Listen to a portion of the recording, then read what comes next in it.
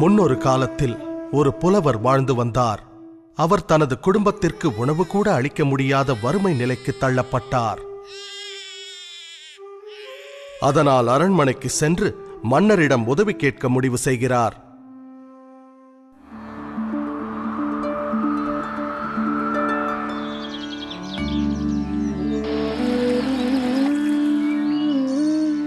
மன்னரை கண்டதும் புலவர் தனது பாடல்களை பாட ஆரம்பிக்கின்றார்.